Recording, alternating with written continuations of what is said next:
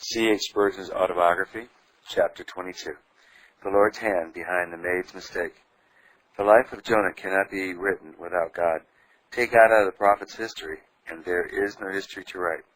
This is equally true of each one of us. Apart from God, there is no life, nor thought, nor act, nor career of any man, however lowly or however high. Leave out God, and you cannot write the story of anyone's career. If you attempt it, it will be so ill-written that it shall be clearly perceived that you have tried to make bricks without straw, and that you have sought to fashion a potter's vessel without clay. I believe that, in a man's life, the great secret of strength and holiness and righteousness is the acknowledgement of God.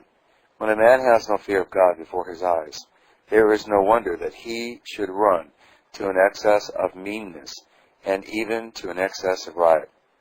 In proportion as the thought of God dominates the mind, we may expect to find a life that shall be true and really worth living. But in proportion as we forget God, we shall play the fool. It is the fool who says in his heart, "No God," and it is the fool who lives and acts as if there were no God. In every godly life there is a set time for each event, and there is no need for us to ask, why is the white here and the black there? Why this gleam of sunlight and that roar of tempest? Why here a marriage and there a funeral? Why sometimes a harp and at other times a sackbut? God knows, and it is a great blessing for us when we can leave it all in His hands. C.H.S. Soon after I began to preach the word in the village of Water Beach, I was strongly advised to enter Stephen, now Regent's Park College, to prepare more fully for the ministry. Knowing that solid learning is never an encumbrance, and is often a great means of usefulness, I felt inclined to avail myself of the opportunity of obtaining it, although I hoped that I might be useful without a college training.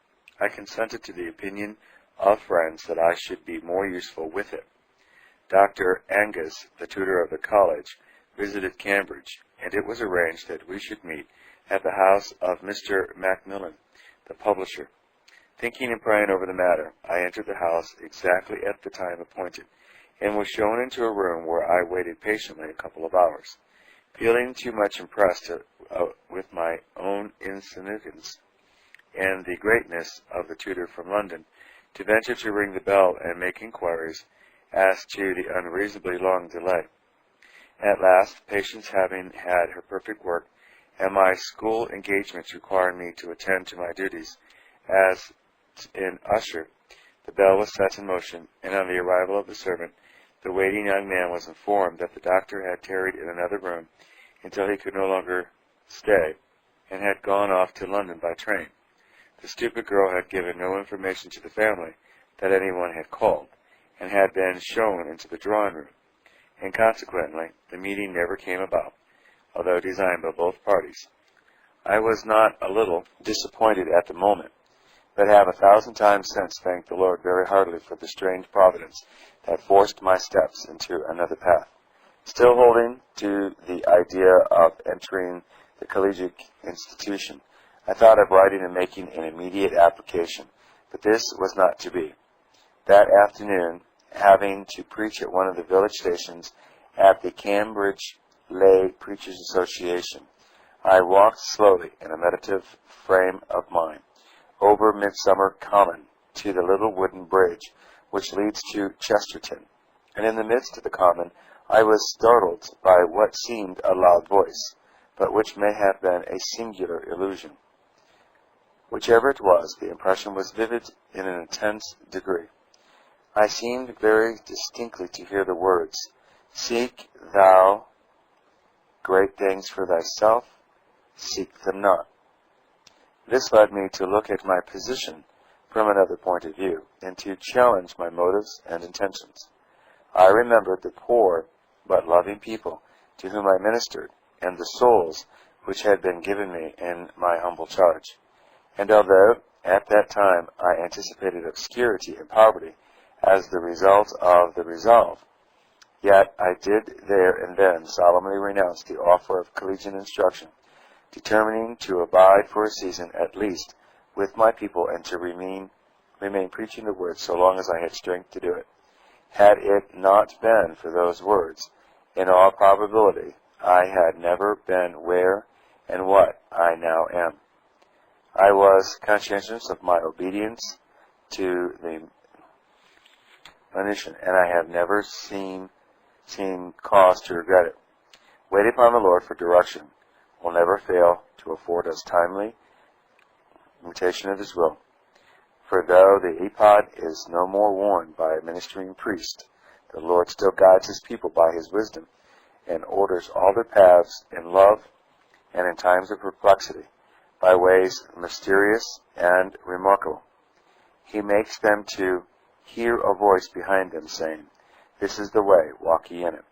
Probably if our hearts were more tender, we might be favored with more of these sacred motions. But alas, instead thereof we are like the horse and the mule, which have no understanding, and therefore the bit and bridle of affection take the place of the gentler means.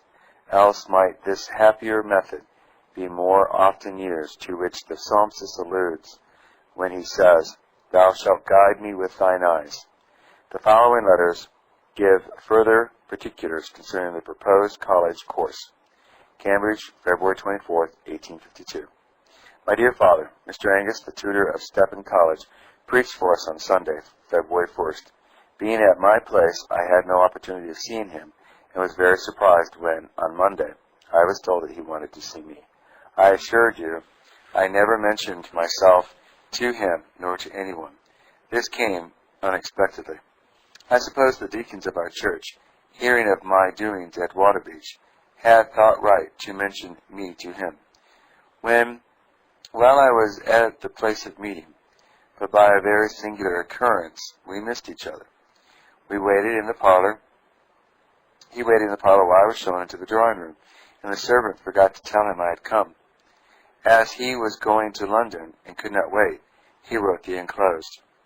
On the envelope containing the following letter there is this note in Mr. Spurgeon's handwriting. Sent to Mr. Watts, because he is my dear friend, and Mr. A. knew he would give it to me. Mr. Watts treats me like a son. He is well qualified to be a father. He will do anything for me, I know. College, Tuesday, February 3rd, 1852. Dear Sir, I am sorry that I missed seeing Mr. Spurgeon yesterday, and now write through you in the hope that you will lay this note before him. I cannot, of course, in any way pledge our committee in the matter, but if, on prayerfully considering the whole case, he apply for admissions here, I can assure him of a candid, friendly consideration of his application. There is a great need of hearty, devoted ministers, and to form such, so that they may occupy important posts and wear well. We need to have them thoroughly furnished, especially with Bible knowledge. I should regret for your friend to settle without thorough preparation. He may be useful in either case, but his usefulness will be very much greater if he will fill at all events a wider sphere with preparation than without it. Applications must be sent to us before May, our season beginning in September, and if Mr. S. think further of it, I shall be glad in due time to hear from him. Very truly, Joseph Angus. Mr. Watts, Wood Merchant, etc., Cambridge. Mr. Spurgeon wrote to his father, continues, I have waited thus long because I wanted to get a little more to tell you. Number 2. I do not want to appear to desire to go to college at your expense. I do not wish to go until I can pay for it with my own money or until friends offer to help, because I do not want to burden you. It is said by almost all friends that I ought to go to college. I have no very great desire for it, in fact, none at all. Yet I have made it a matter of prayer, and I trust, yea, I am confident, God will guide me. Of course, you are my only earthly director and guide in these matters. Your judgment always has been best. You must know best. But perhaps you will allow me just to state my own opinion, not because I shall trust in it, but only that you may see my inclination. I think, then, that with all deference to you, that I had better not go to college yet, at least not just now, for, number one, whatever advantages are to be derived from such a course of study, I shall be more able to improve when my powers are more developed than they are at present. When I know more, I shall be able to learn. Number two, Providence has thrown me into a great sphere of usefulness, a congregation of often 450, a loving and praying church, and an awakened audience. Many already own that the preaching has been with power from heaven. Now ought I to leave them? Number three, in a few years' time, I hope to improve my financial position so as to be at no expense to you, or at least not for all. I shall not like to know that you are burdened yourself for me. I should love to work my own way as much as possible. I know you like this feeling. Number four, I am not uneducated. I have many opportunities of improvement now. All I want is more time. But even that Mr. Leading would give me, if it were so arranged. I have plenty of practice, and do we not learn to preach by preaching? You know what my style is. I fancy it is not very college-like. Let it be never so bad. God has blessed it, and I believe He will yet more. All I do right, He does in me, and the might is of Him. I am now well off. I think as well off as any one of my age, and I am sure quite as happy.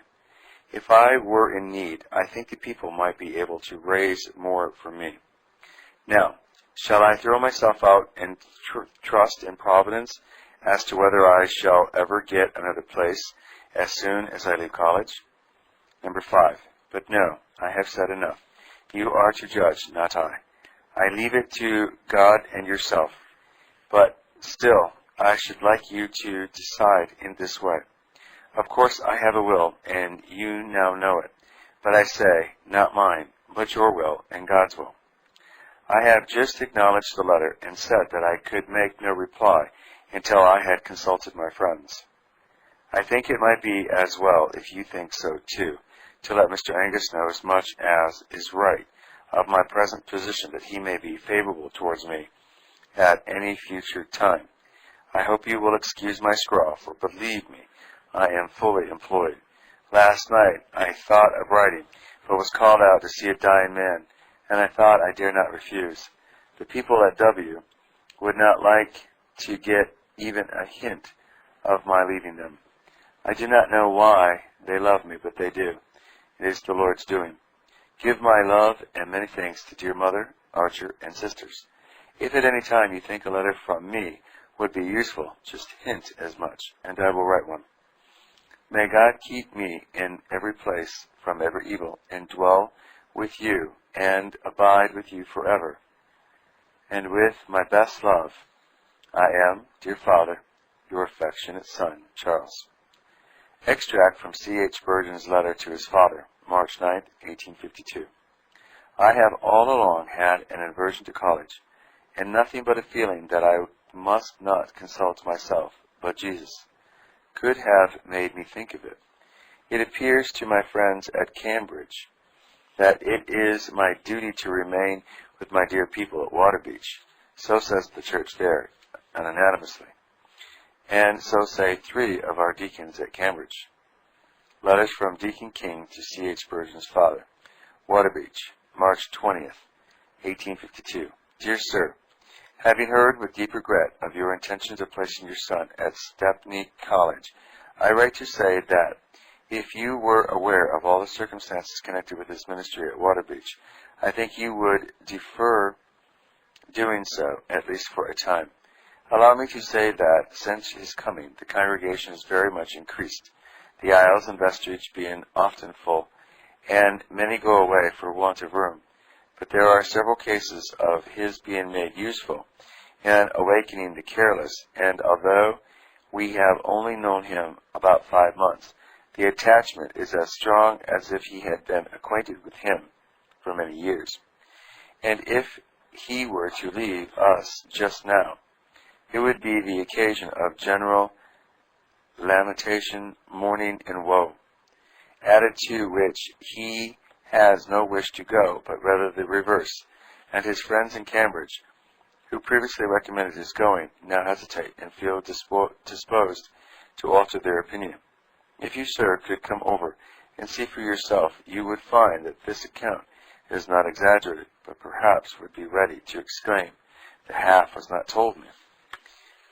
That we may be divinely directed to act as shall be most conducive in the promotion of the Redeemer's glory in connection with the best interests of those around us, in the sincere desire and earnest prayer of yours respectfully, C. King, on behalf of the Church and Congregation. P.S. Our friends are very anxious that Mr. S. should continue with us at least a year. Your acceding to this would cause many devout thanksgivings to God, and we hope would be attended with lasting benefit to many among us.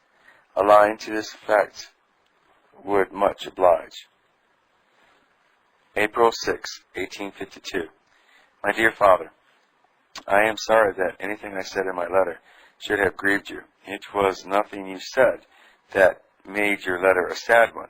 It was only my thoughts of leaving the people at Beach. I thank you very much. I thank you most sincerely for your very kind offer, and also for your assurance that I am at perfect liberty to act as I think it is the will of God I should act. I am sure I never imagined that you would force me.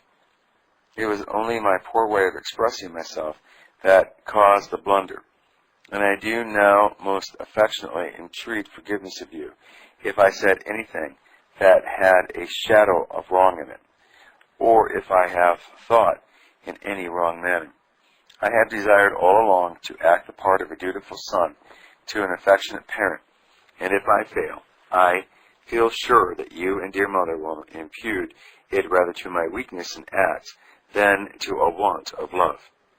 With regard to my decision, I have said so much in my last that more would be unnecessary. I do really think it to be my duty to continue in the place where I now occupy, for a short time at least. I have been assured that never were more tears shed in Waterbeach at any time than when I only hinted at leaving. They could not give me stronger tokens of their affection than they did give. One prayer went up from all, Lord, keep him here. I am assured by Mr. King that the people have had ministers whom one lot were very pleased with, but there always was a party opposed. But now, though he was a good scope of observation, he has not heard one opinion contrary to me. The Lord gave me favor with the people, and I am so young that they look over many faults. I believe this is one of the facts of this case. The worst is, I am in a dangerous place. The pinnacle is not so safe as the quiet vale. I know you pray that I may be kept humble, and I know I do. Oh, if the clouds pass without rain, how sorrowful I shall feel. When I have been thinking of the many difficulties in preaching the word, the doctrine of election has been a great comfort to me. I do want men to be saved, and it is my consolation that a multitude, no man can number, are by God's immutable decree obtained to eternal life. So we cannot labor in vain. We must have some. The covenant renders that secure. I shall always be glad of some of your skeletons, for though I do not want them to make me lazy, yet they give some hints when a passage does not open at once. It will be too much trouble for you to write them, but I have no doubt Archer will copy them for me. As to my cash, I have bought a great many books lately, for my constant work requires them, and you know Mr. L. would not have many of the class of books I want. Yet I calculate on having £15 in hand at midsummer, or by God's blessing more. I think that, of course I mean, if God prosper me, I shall be able to save enough to put myself to college, and if not, if I should go, which, as you say, is not very certain, why then friends at Cambridge would help me if I could not manage it. Has taken the positive steps yet with regards to joining the church? If not, tell her I blush that she should blush to own her Lord. Do not forget me in earnest prayer. My very best love to my dear mother. I am sure she can tell all the mothers in the world that parents' prayers are not forgotten. I dare say you think God saved the worst first. If you do not, I do. I believe I have given you more trouble than any of the others, but I do not mean it, and I still believe that I have given you joy too, and I hope the trouble, though not repaid, will yet be recompensed by a comfort arising from seeing me walk in the truth. Remember me to Emily. The little ones are getting big, I suppose. My love to them. I hope they will be God's daughters. I remain your affectionate son, Charles. Part of the undated letter from C.H. Spurgeon to his mother. The first portion is missing. I need your prayers doubly at this time. I know I shall have them, and I believe I have felt the blessing of them more than once. The Lord visit you both, and bear you up in his everlasting arms. Troubles you have had, but I believe the comforts have always kept you joyful in tribulation, cast down, but not in despair. Bless the Lord, I must say, for making me his son. 'Tis of his own sovereign mercy. Not one good thing has failed. I have felt corruptions rise, and the old man is strong. But grace always comes in just as at the critical time, and saves me from myself. The Lord keep me. I have no hope of going on well, but by his power. I know that his almighty arm is all sufficient. Get everyone you can to pray for me. A prayer is more precious than gold, and it makes me rich. Lift up your arms like Moses. There is great battle both in me and out of me. Jesus intercedes. Sweet thought to one who needs just such a pleader. Jehovah, Jesus, his people's buckler, is near, an ever-present help in time of trouble, not afar off. We live in him. He is all around us. Who shall destroy his favorites, his darlings? I have had for one of my sermons John 15:9. As the Lord has loved me, so have I loved you. Continue ye in my love. Here is 1. Love without beginning. God never began to love Jesus. Number 2. Love without limit. God loves Jesus with an unbounded love. Number 3. Love without change. God always loved Jesus alike equally. Number 4. Love without end. When will God leave off loving Jesus? Even so does Jesus love you and me. The weakest saint shall win the day. Through death and hell obstruct the way. How are all Christians friends? Love to Mr. Langford and my best respects. Tell him I desire a special interest in his prayers. I want to feel less than nothing, but this is a very great attainment. Thank God for his letter. The Lord of hosts prosper his labors abundantly. My very best love to you. I hope, if it is right, that your hands are well. Kiss the little ones and give them my love. May they learn of Jesus. I am glad Archer gets on so well. May your 10,000 prayers for us be answered by him that heareth prayers. Emily is stronger, I hope. Ask her to think whether she loves Jesus with all her heart. I should very much like to know where Aunt lives. I have asked several times, but I have not learned yet. I do not expect many letters from home. Father is so much engaged that I wonder I get so many. If you want to know any points in which I am not quite explicit enough, write and ask at any time. My affairs are your affairs. I hope always to do that which you would approve of. Love to all once more, your affectionate son, Charles. Extract from letter from C.H. Spurgeon to his mother, November 1852. I am more and more glad that I never went to college. God sends such sunshine on my path, such smiles of grace that I cannot regret if I have forfeited all my prospects for it. I am conscious that I held back from love to God and His cause, and I had rather be poor in His service than rich in my own. I have all that heart can wish for. Yea, God giveth more than my desire. My congregation is as great and loving as ever. During all the time that I have been at Waterbeach, I have had a different house for my home every Sabbath day. 52 families have thus taken me in, and I have still 6 other invitations not yet accepted. Talk about the people not caring for me because they give me so little. I dare tell anybody under heaven 'tis false. They all do what they can. Our anniversary passed off grandly. 6 were baptized. Crowds on crowds stood by the river. The chapel was afterwards crammed both to the tea and the sermon.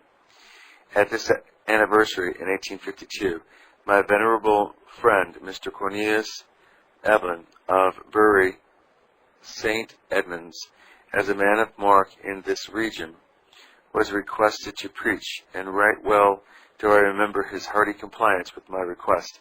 I met him at the station as he alighted from a third-class carriage which he had selected in order to put the friends to the very least possible expense of his traveling.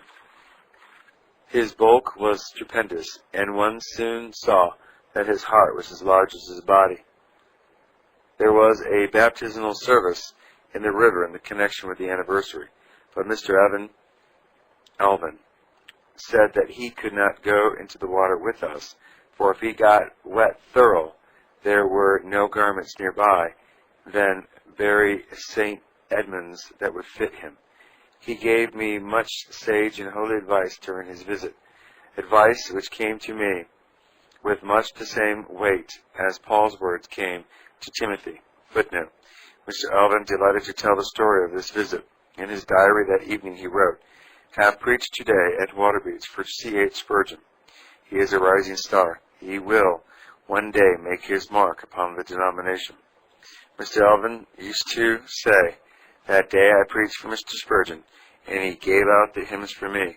I should be very glad to give out the hymns for him, if he would preach for me." This service Mr. Spurgeon very cheerfully rendered to Mr. Alvin at Bury St. Edmunds on more than one occasion. End of the footnote. He bade me study hard, and mind and men, either in their knowledge of Scriptures or in the power to edify the people, once outstrip you, the temptation will arise among them to be dissatisfied with your ministry, and however good they are, they will feel their superiority, and others will perceive it too, and then your place in the church will become very difficult to hold. I felt the common sense of the observation, and the spur was useful. The sermons of the day were very homely in style, and preeminently practical. I remember his reading the narrative of Naaman the Syrian, and his pithy comments thereof. He seemed to have taken Matthew Henry for his model, and in the course of one of the services he gave us Henry's imitable description of the father receiving the prodigal, which occurs in the commentary's exposition of Luke 15. With a voice deep-toned and graciously tender, he said, "When he was yet a great way off, his father saw him. Here were eyes of Mary, and had compassion. Here were bowels of mercy, and ran. Here were feet of mercy, and fell on his neck. Here were arms of mercy, and kissed him. Here were lips of mercy." It was all mercy. But one thing above all others fixed itself upon my memory, and when I heard of the good man's departure, it came before me with great vividness. He told me anecdotes of the usefulness of addressing individuals, one by one, about their souls, and urged the duty upon me with great earnestness, quoting again and again about the life of a certain Harland Page. Being busy with 1,000 matters, I had never looked up the biography which he so strongly recommended. But my first thought, when I learned of his death, was Harland Page. Cornelius Alvin completed an honorable ministry of 50 years in his native town and passed away amongst the respectful regrets of all the inhabitants and the deep affection of his church. He was a man of large and loving heart, with a vivacious mind and interesting manner of utterance. He was not only the friend of my youth, but he also preached for me in London in after days. He used with a merry heart to tell the story of a lady who came to hear me at New Park Street. By putting her head inside the door and seeing the vast form of Cornelius Alvin, she retreated, exclaiming, "No, no, the man has too much of the flesh about him. I cannot hear him." It was a very unjust judgment, for the dear man's great bulk was a sore affliction to him. Peace to his memory. I weave no fading wreath for his tomb, but I catch the gleaming of that immortal crown which the Master has placed upon his brow. He was a good man, full of faith and of the Holy Spirit. Professor Everett, see page 53, has preserved the following reminiscences of this period. In about 1852, I was occupying a post in a high-class school, Mr. Thorogood's at Totteridge, near London, and there being a vacancy for another assistant. I wrote, with Mr. Thorogood's approval, to my friend Spurgeon, proposing that he should come and fill it. He asked me for a few days to decide definitely, and then wrote declining, chiefly on the ground that he was unwilling to renounce the evangelical work which he combined with the position he then held.